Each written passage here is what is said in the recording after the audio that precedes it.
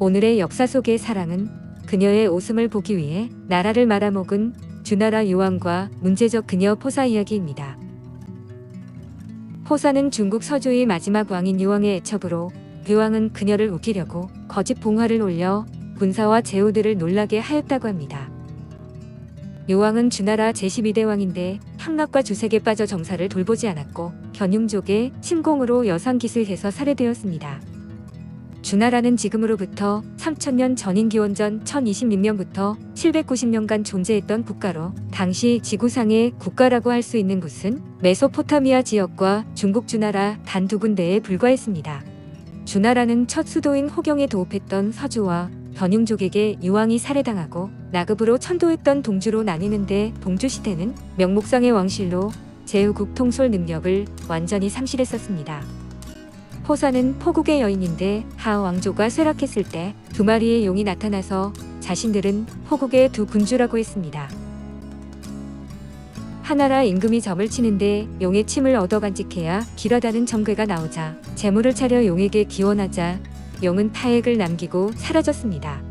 사람들은 용이 남긴 타액을 작은 상자에 담아 밀봉해서 보관했는데 그 상자는 하왕조, 상왕조, 주왕조로 3대에 걸쳐 전해졌지만 아무도 열어보지 않았습니다.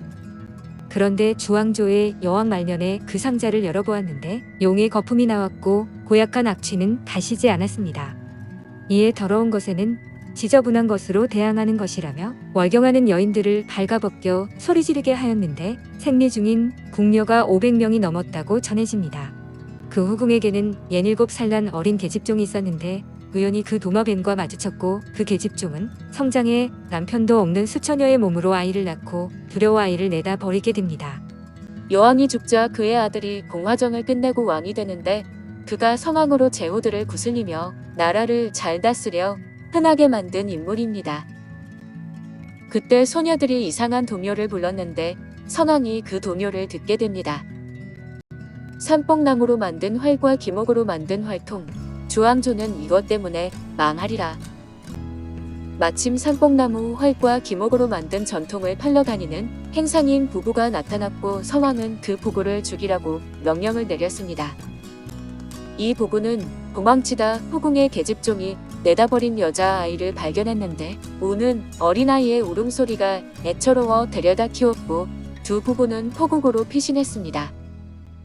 이야기는 누구나 그녀를 한번 보면 감탄할 정도의 미녀로 성장하게 되고 선왕이 죽자 아들 공생이 즉위하는데 그가 바로 유왕입니다. 유왕이 포나라 정벌에 나서자 포나라 사람들은 그 여자아이를 바쳤는데 포나라 사람이 바쳐서 포사라고 불렀으며 유왕은 그녀에게 한눈에 반해 그녀에게서 백복이라는 아들을 낳게 됩니다. 태자의 모친은 신호의 딸로 왕후였는데 정비와 아들인 태자 의구를 태하고 포사를 왕으로 책봉하면서 백복을 태자로 책봉하려 했습니다. 이제 주나라는 망하였다. 재난이 잉태되었는데 이를 어쩌랴. 주나라의 태사 백양고. 그녀는 세디즘에 마조이즘적 성격이 가미돼 심정이 폭풍 속 구름같이 잠시도 안정이 되지 않아 유왕은 운우지정을 즐길 때도 긴장을 했다고 합니다. 한 번은 유왕이 포사와 신나게 질주하는데 갑자기 방문을 박차고 나가 궁궐들에서 나체쇼를 벌인 적도 있었다고 합니다. 그런데 포사는 궁으로 들어온 이후로 웃지를 않았고 이에 유왕은 좋은 내색을 하지 않으니 심각한 일이었습니다. 유왕은 그녀를 웃기려고 온갖 계책을 다 내어보았지만 웃으려는 기색이 없었고 포사를 웃기는 사람에게 큰 상을 내리겠다고 했으나 아무도 그녀를 웃기지 못했습니다. 포사가 비단을 찢는 소리가 가장 좋았다고 하자 매일 비단을 산처럼 쌓아놓고 그녀의 앞에서 찢게 했는데 이에 천금을 주고 웃음을 산다는 뜻의 천금매소란 말이 생겨났습니다. 시간이 흐르자 그것마저 실증이 났는데 그러던 어느 날 실수로 봉화를 올려 황궁이 법석을 떨었습니다. 이때 포사가 희미한 웃음을 보이자 유왕은 무릎을 치며 쾌재를 불렀는데 여기서 아리따운 모습으로 생긋 웃는다는 언연일소란 말이 생겨났습니다. 봉화를 올려라. 봉화를 올려. 이번엔 한 번이 아닌 3번을 올리라 하라. 봉화는 위급한 일이 발생하면 낮에는 연기로 밤에는 횃불로 올리는 것으로 1거에서 5거까지 있는데 당연히 횟수가 많을수록 상황이 급한 것입니다.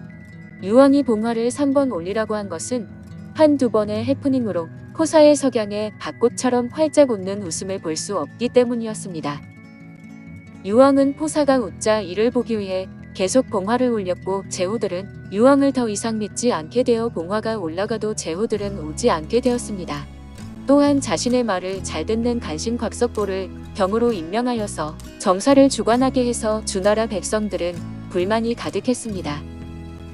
요왕이 정비와 태자 의구를 패하니 이에 분노한 신우가 견임과 손잡고 요왕을 공격하는데 요왕은 포사와 음락을 즐기다 큰일이 일어난 것도 몰랐습니다.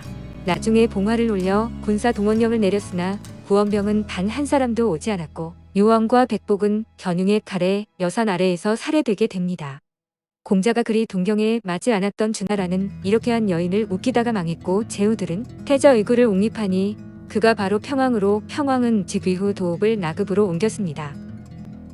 이후에 포사에 대해서는 견융족 수장에게 강간당해 자살했다는 설, 수장이 미모에 반해 아내가 되라고 하자 그럴 수 없다며 자살했다는 설, 견융족 수장과 잠자리에서 그를 복상사시키고 사라졌다는 설 등이 있습니다.